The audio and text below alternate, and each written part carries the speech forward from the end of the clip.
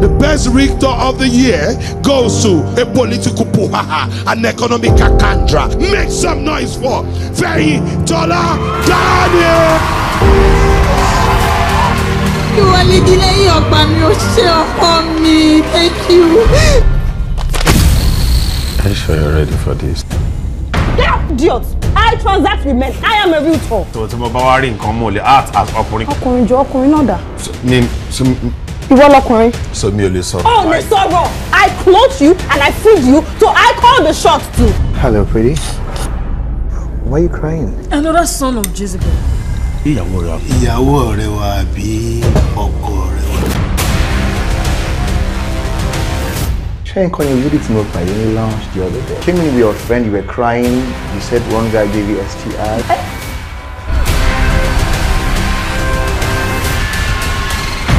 Checking all your health records kò síbi kankan tó indicate pé ní epilepsy.